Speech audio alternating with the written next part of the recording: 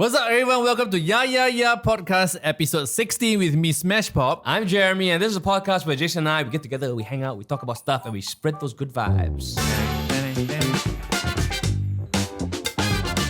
Okay, so welcome to the episode, and I just want to say that we are not late, right, for this episode? I don't think so. I think compared to the delay that happened in between the previous episodes, we are actually doing pretty well. Like, we have improved. It's like we went through, you know, when you work for people, and they put you under performance review, we're doing decently.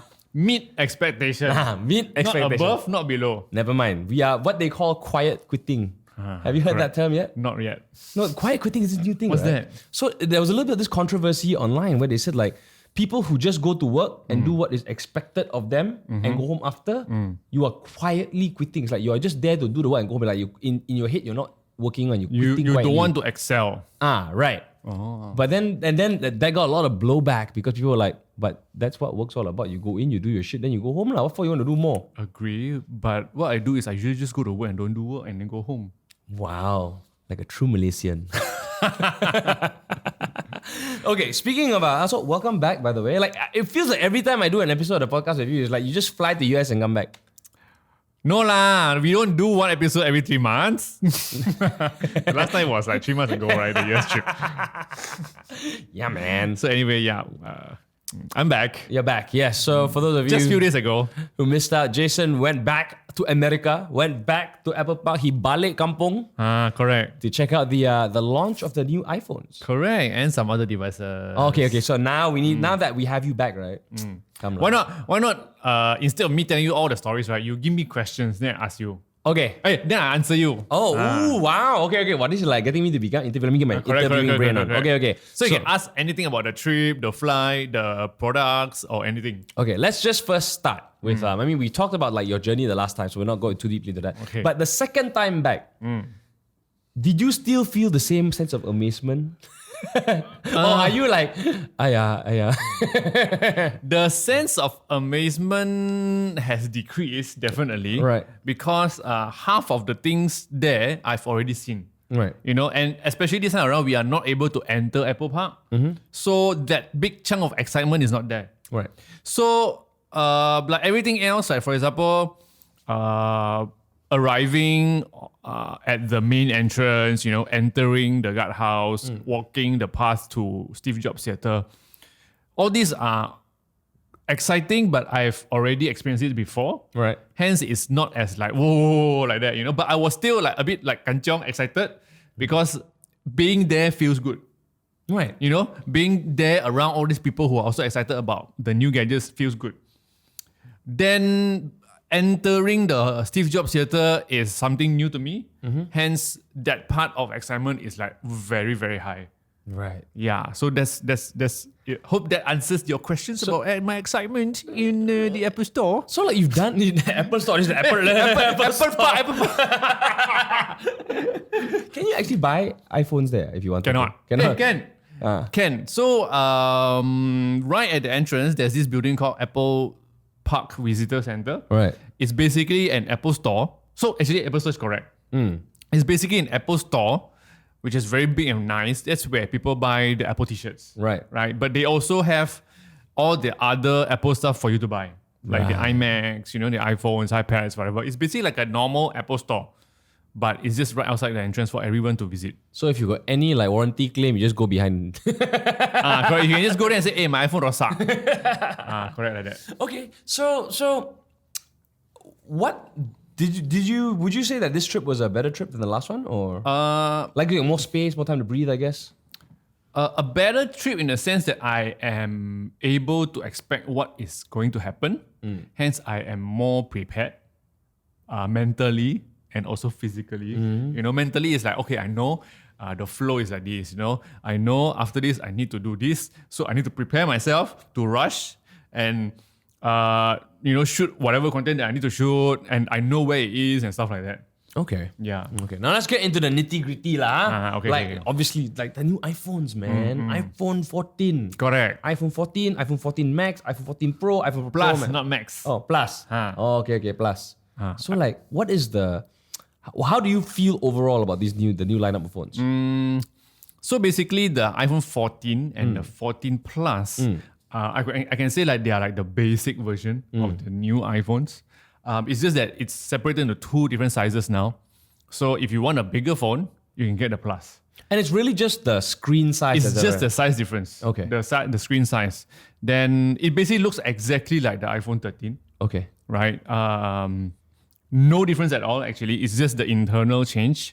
And then the 14 Pro and Pro Max are like the ones that you should look at because they have a new chip, which is the A16 Bionic. They also have the new camera sensor, which is a 48 megapixel sensor. The 14 and the 14 Plus is still using the same 12 megapixels. But of course, the internals and the sensors are better now. Other than that, of course, everyone's talking about the dynamic island, which is only available on the 14 Pro and Pro Max because the notch has been decreased and it's now like a pill-shaped size. Okay. So this dynamic island, right? Yep. How much of a game changer is it in your opinion? Like, is it worth the upgrade? Because like, if let's say, for example, if you're running like a 13 Pro, Yep. and like, is it worth like 14 Pro? Okay, like this is worth it lah. I would say the dynamic island is part of the reason why you should upgrade. Other than, you know, like the better camera, brighter screen, you know, and stuff like that. But to me, the dynamic island is a very attractive feature. Okay. It's not something that we must have, All right. but it's good to have. It's like something we never know we needed. Right. Yeah. And so your experience using it was like, were you surprised at how much it improved? Like, I guess the quality of life, right? When you like use it. Yes. So, okay, before I share that, I just want to say that it's amazing how Apple is able to turn hardware, I would say hardware flaw, not flaw, like imperfection. Right. Because there's a camera right in the middle of the screen, Right. right? So how do you fix it to make it an interesting thing? Yeah. So I feel Apple was able to make it a feature that everyone feels differently now. That they will stare at the little black thing on top and then they'll be like, wow, this thing good. You know, I need this black thing now. Right. You know, instead of saying that, why is this black thing in my screen blocking my view? Right. Suddenly there's this weird thing. Yeah. So other than that, I just feel that it saves us a lot of time to figure out what's happening in the background or to figure out on the status of a certain app. You know, so because the easiest example is when we set a timer, right? Previously, when you set a timer for say 10 minutes, after you set it, halfway you want to check. How do you check? You have to go back to the app or swipe down. Correct. Yeah. So now with the dynamic island, you don't have to do anything. It's already there. Oh, it's in your face, It's but not in your face. Correct. It's beside the camera. Right. You know, like, and then when you're playing a music, you know, back then you want to check what's current playing. Yeah. What will you do? Swipe. Correct. No need. Now it's just there. Okay. And know? it's not distracting at all. I It's guess not that's distracting at all. I just feel it's a very convenient piece of thing to let us see things that are running in the background. Like for example, another thing that I really like is when it is able to show directions. okay. Like we are navigating somewhere Yeah. without opening the app. Without opening the Maps app, it will The just Maps point you. app, we will be able to see on top there on the dynamic island, like how many meters away we should turn left or right. Oh, that's kind of It's cool. already there. Wow. Yeah.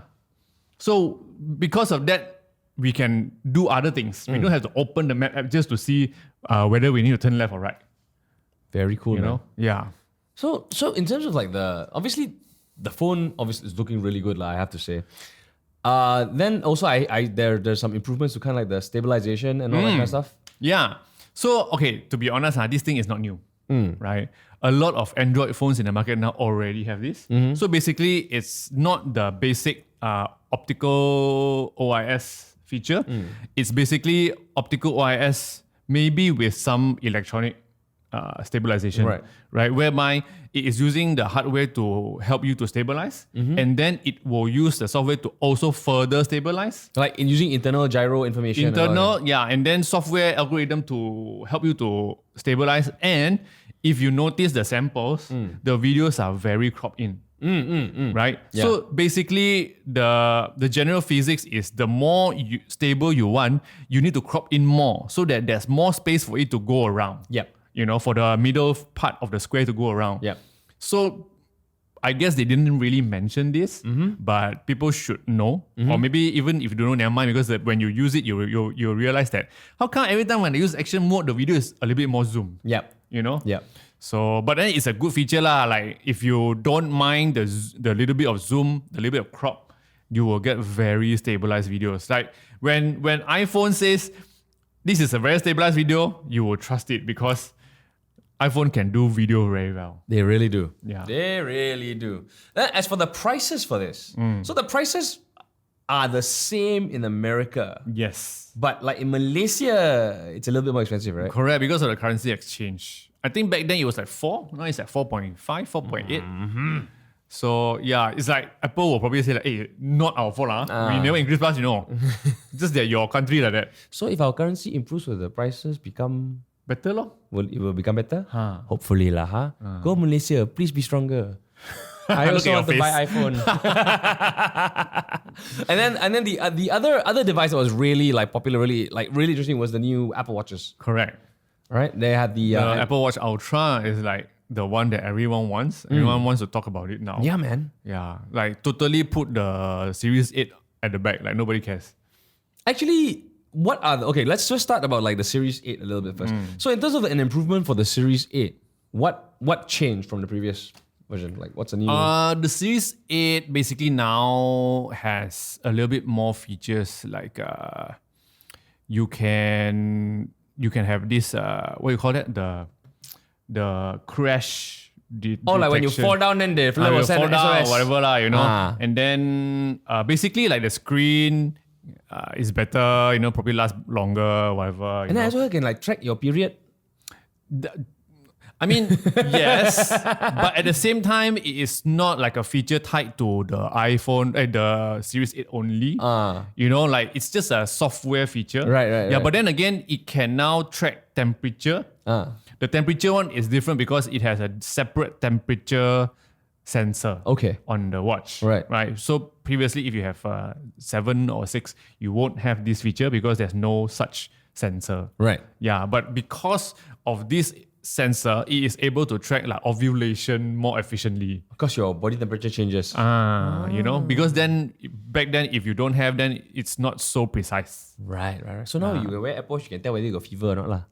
Can. Oh, that's great for getting MC. Correct. Okay, now let's go into the Ultra. The big kahuna. This Ultra is big, man. I saw pictures, it looks huge. Yeah, it's a 49mm watch. So you got the chance to put it on. Did it feel big? Like you felt like, did you feel like, oh my god, this watch is too big even for me? It's big, but because it's a square watch, so 49 might be like the, from one corner to another corner. Right. So it's different from how you usually measure it with a circular watch. Yeah. Right, because circular watch, if it's like 49 means the whole thing is 49, Yeah. This one is just diagonally 49. Yeah. Hence, it is still okay. And coming from a person who is into watches, I can say that the lugs are basically not there. So there's no lugs. No lug. So from the strap all the way to the watch is basically like just zero distance. Hence, although it's 49, which is just the screen and a little bit more on the side, which is like including like the bezel, like you instantly, the strap will come down from your wrist. So you can still wear it, but definitely you will see the difference in size lah. How thick is the watch? I always see the obviously I talk about the diameter, right? But in terms of thickness, is it substantially thicker than It's similar to the current Apple Watch.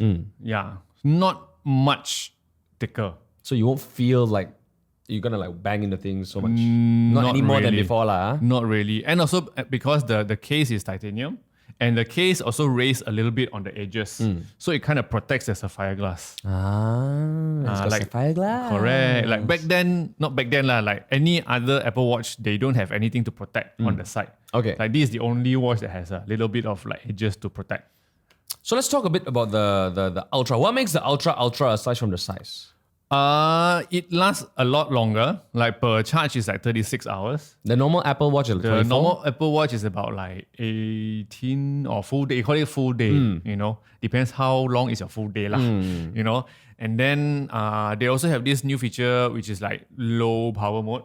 Okay. So if you switch it on, it will last longer. So maybe about 60 hours. Oh, wow. And then other than that, because of the GPS and stuff like that, right, it's able to track your hike trails. And this is a feature that's not available in the other Apple Watches. To be honest, I think also got. but now the screen bigger, you can see your trail better. Correct. And because it's like tougher, like you can really bring it to go hike. So the intention for this watch is to really for those who are like outdoors people. Like, Correct. that's the plan. Adventurers or divers or swimmers. Because now it can also measure depth. Oh, you can see how deep you go underwater. Correct. So it can go up to 100 meters. So I think a lot of watches like dive watch also supports like 100 meters, which is like also 10 bars, right? Yep. So of course like submariners, you get like 300 meters. 300, 400 meters, correct. Yeah, but then nobody will dive until so much one lah. Correct. People usually dive until like what? 30 meters 30 deep, meters deep, correct. you know? So 100 meters is sufficient. And it is because like according to my diver friends, they usually use this app called Oceanic Okay. to measure their dive and stuff like that. So Oceanic, right, is now already pre-installed on the watch. Oh, wow. So you already have the app, you know, and then the watch also have this depth gauge whereby you get to see how deep you are on the screen as you go down. So you will see that the vertical ruler, like you can go like that, which is quite nice to see lah, Yeah, you know. yeah. And because other Apple watches, they are not able to go so deep. Okay. So hence you need the Ultra in order to do all these things. So then obviously then it sounds like the Apple Watch Ultra is gunning for like that diver market where people say like don't have to buy a dive computer. You get dive computers from other brands and all that kind of stuff, right? So now Apple is saying like you just get this. Correct. and Like back you're then done. you would wear a Garmin, you know, Yeah. to go hike. Yeah. But now you just wear an Apple Watch. Smart. Quite smart. I like this. So when are we going to get the chance to see you wearing an Apple Watch Ultra? I don't know. Whenever that happens lah. Yeah. So overall, how do you feel about this year's like series of products compared to like the previous years? Like I would feel that it's like a little bit of improvements and refinements. I was expecting like the iPhones to look different. right. But they really very daring by launching exact same looking phone. You know, just different color. Because they were always a little bit different, right? From years before. Like this time it's like nothing. Yeah. You know, like the 14 looks exactly like the 13. Yeah. So I'm like, okay, but you also announced some very nice features. So I'm like, okay, also, you know. But to a point, I kind of understand where they are coming from. Like, why do you have to purposely change the design? If it works. If it works. Yeah. You know, and you also want your iPhones to look like an iPhone.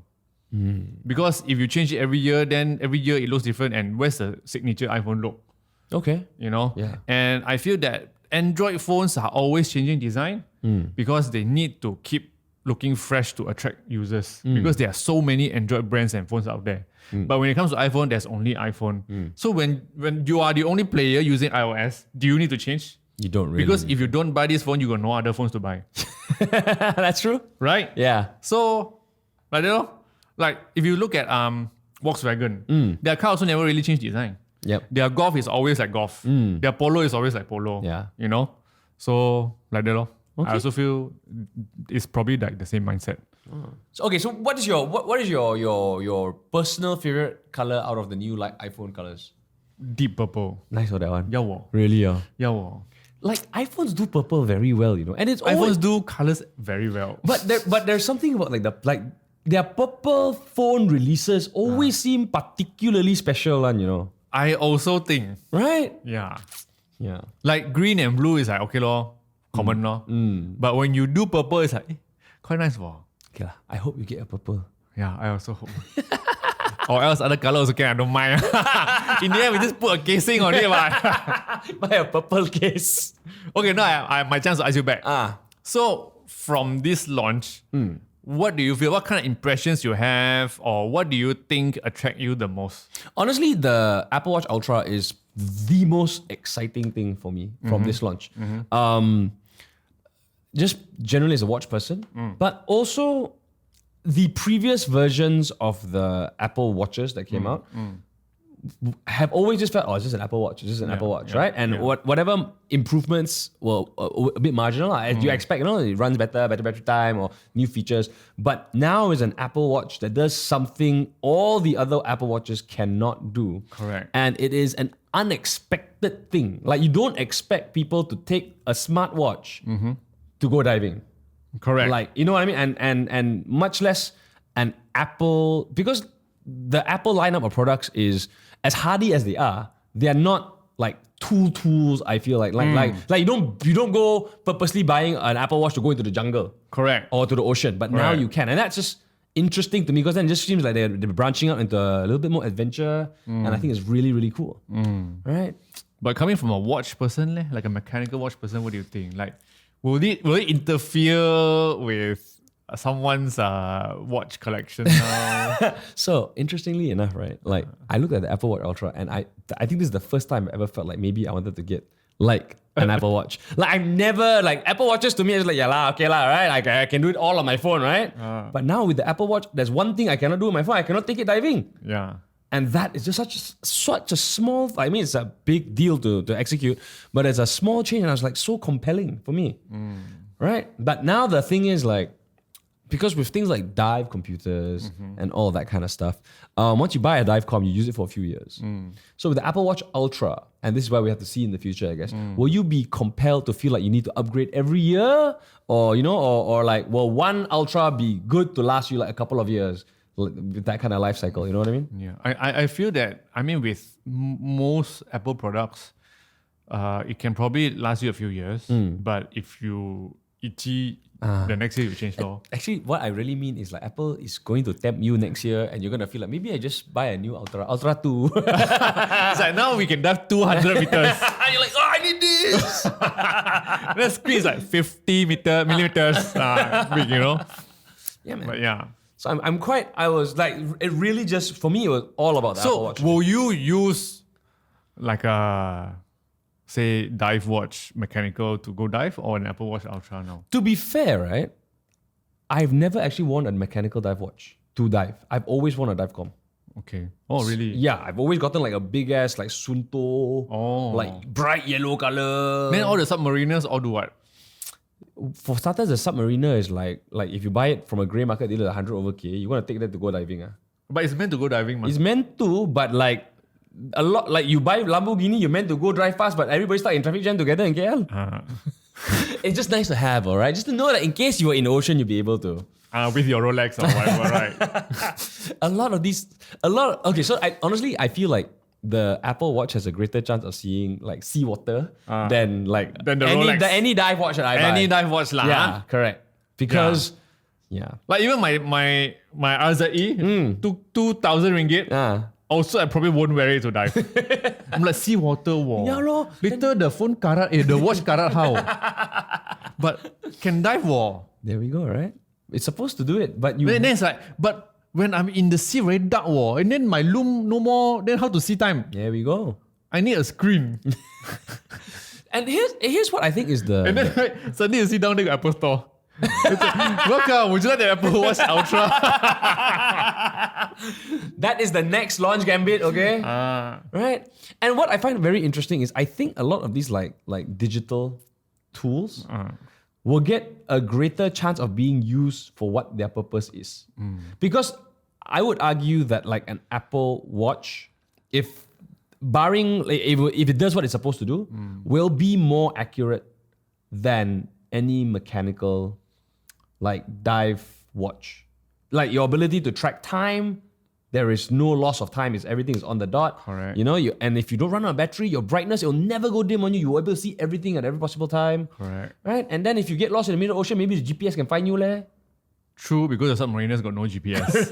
And you can't talk to satellites. Absolutely right? So in that sense, an Apple Watch just makes a lot more like, if it does everything it's supposed to do, Yeah. and does it well, I think it's a no-brainer. Everything else is just like, oh, it's nice to have. It's a bit of vanity, but... Okay, so let me ask you now. Mechanical watches are just for nice. Mechanical watches are really just about to bring you happiness. Like, I honestly don't know if anybody... Okay, so let me ask you now another question. Oh no. Would you be more excited to receive a BlackBerry 58 now or an Apple Watch Ultra? You cannot ask me this question. BlackBerry 58, I had this... Just answer the question lah. Like, I give you two now. Which one you want to take? BlackBerry 58. Oh, yeah. One is almost like, I don't even know if I actually like the watch anymore. I talk about this watch so much, I want it so much, I don't actually know if I like it anymore, just because I've been talking about it, I just need to have it. Yeah. Right? Yeah. The Ultra is just fascinating as a tool. Right? And ideally I'll be able to own both lah. Just saying, Jason, in case you ever have an extra BlackBerry 58 or an Ultra. Yeah. Oh man, oh dude. So, we can be expecting you to do like reviews and unboxings for these. Definitely. Yeah? Yeah. Like what's the, like, I know you don't know specifically yet, but normally how long from a launch to when you get the chance to when Malaysia launches the same thing? Maybe a month later. I mean, based on history, usually Malaysia will get all this stuff a month after the US or Singapore, I think. Because it started off very late lah. Like, I mean, a few years ago, we could probably only get it at the end of November. Yeah. And then slowly, it was like a little bit earlier, like early November. And then I think the previous 1-2 years, we managed to get like the iPhones end of October, if I remember correctly. So I'm just hoping that maybe end of October we will get. Okay. Yeah. That's very exciting, man. Yeah.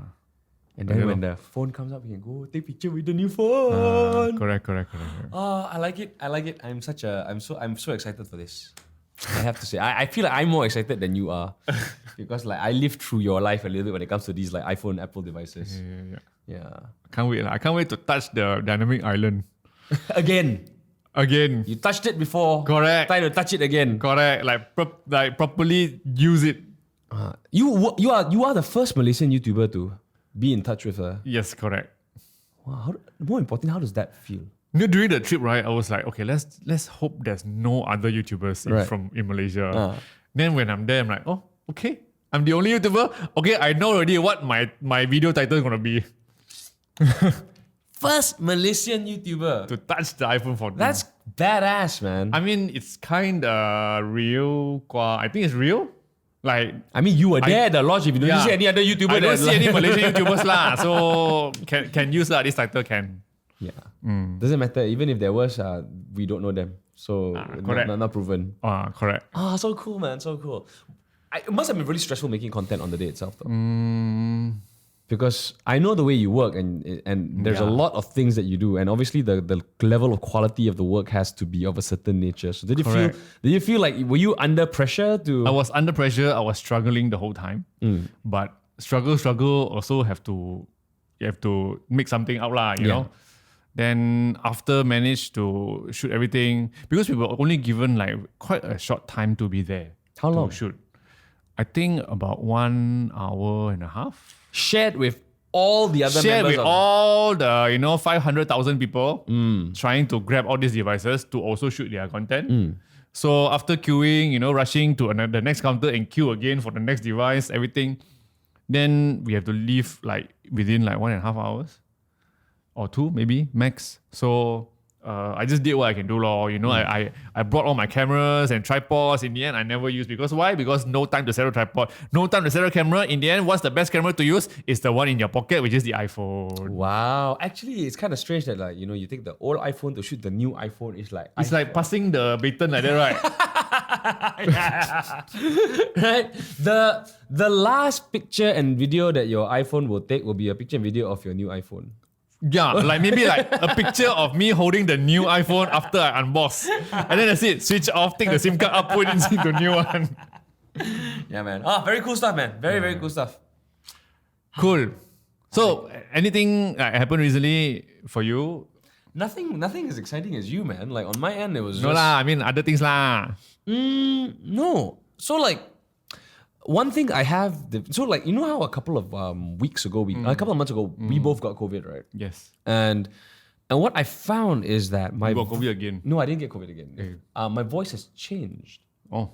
Because I do voiceovers. And then recently I did a voiceover where I was played a sample of my own voice. And they're like, oh yeah, we like this kind of read. Can you do it for this slide? So basically give us this voice, but with our script. Which happens sometimes you get references, right? So by this time the reference is me. So to me it's like, yeah, if I'm the reference, I should be the easy thing to pull off, right? Yeah. But it was hard because I had trouble getting the right like pitch. Tone voice. Okay. And even the breathing was not what I remembered it what to be. So I do feel like my voice has changed since the COVID days. And So change to what? I think now I speak, it feels generally like I speak at a lower register than I used to speak. I also feel so. You think so as well? Yeah. Yeah. I mean, when you mention it, then when I think back, I'm like, yeah. I also feel that I speak lower a bit now, a little bit lower pitch, like 0.5% lower. Yeah. I feel like because when I watch back my YouTube videos, I realized that yes, I still sound quite high pitched in my videos, but at the same time, like I can be like, hey, it's a bit different, right? yeah, like yeah, like not yeah, And it's hard, it's hard to get back to that. Correct. You have to like put effort. Correct. That's cool. Like when I talk normal now, if you notice, it's a little bit like you can feel the rumble a bit more in your chest. Correct. Yeah. So that's what I've been feeling as well, and I find it such a strange thing, and it's very long COVID, man. I feel like because nobody knows the long-term effects of COVID, how it could change you, and I suspect that this is one of the things, and I don't know if I'm ever gonna get it back. But this kind to of that voice level. is not bad. What? Like it's not a bad voice. It's not a bad voice. I just have to like change all my voiceover samples so people know that like you cannot hire me for this kind of reads anymore because like that was pre-COVID Jeremy. Post-COVID Jeremy now like hit puberty round 2, voice deeper. Correct. So yeah.